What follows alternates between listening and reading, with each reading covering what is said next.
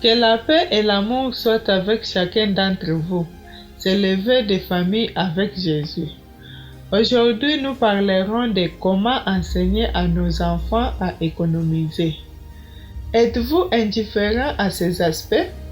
Vos enfants méprisent la nourriture, la jettent à la poubelle et vous allez immédiatement préparer un nouveau menu pour eux? Observez-vous que vos enfants laissent leurs vêtements trempés pendant de longs jours dans du savon et que les vêtements se détériorent à cause de leur négligence? Avez-vous remarqué qu'ils ne gèrent pas bien le savon, les shampoings et même les papiers toilettes qu'ils gaspillent, qu'ils laissent couler l'eau en permanence et qu'ils vous exigent constamment des choses sans finir les précédentes?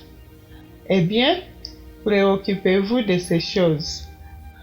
Avec tristesse, on peut dire que les parents modernes, pour éviter que leurs enfants ne souffrent comme eux ont souffert, leur ont accordé plus que ce qui est nécessaire, créant ainsi des enfants égoïstes et peu sensibles aux sacrifices que font leurs parents pour eux. Ces enfants ne se soucient de rien de ce qui leur est donné si gratuitement et n'ont jamais appris à économiser. Nous ne parlons pas seulement d'argent, mais ils n'ont pas non plus appris à gérer leur temps, leur énergie et même leur propre santé. Il y a des enfants très difficiles et mal élevés qui deviennent une honte pour leurs parents. Proverbe chapitre 29 verset 15 dit: La verge et la correction donnent la sagesse, mais l'enfant livré à lui-même fait honte à sa mère. Dans une autre version, il est dit que la verge et la correction donnent la sagesse, mais l'enfant gâté fait toujours honte à sa mère. Enseignons à nos enfants à économiser. L'épargne est une compétence précieuse qui les aidera à gérer leur vie de manière responsable.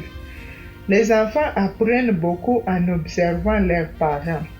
Parlez-leur de l'importance de l'épargne, de la nécessité d'être compatissant dans la gestion et ce qu'ils reçoivent gratuitement de leurs parents. Enseignons-leur à économiser l'eau, à prendre soin des vêtements, à manger ce qu'il y a, à prendre soin de leurs chaussures, à apprécier ce qu'on leur donne à table. On dit souvent que les enfants ingrats seront un fardeau pour la société et leur future famille.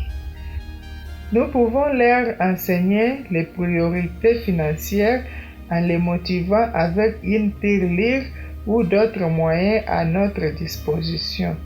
De cette manière, ils sauront gérer l'argent de manière très sage en fonction de leurs besoins, de ce qu'ils veulent ou désirent. Permettez-leur de gérer de petites sommes d'argent et de prendre des décisions sur la façon de les dépenser. De l'économiser à un âge approprié et qu'ils achètent des petites choses dont ils ont besoin pour eux-mêmes avec cet argent. Ainsi, ils apprendront à apprécier ce qu'ils ont et surtout à gérer leur argent. Ne leur donne pas gratuitement tout ce qu'ils demandent par caprice, ni dans leur enfance, ni dans leur adolescence, ni à l'âge adulte. Enseignons-leur que tout doit être gagné par effort et le sacrifice. Et je vous assure que dans le futur, ils seront de merveilleux conjoints et parents. Dès leur enfance, nous pouvons les motiver à participer à l'ordre, à la propriété et à ranger leurs affaires.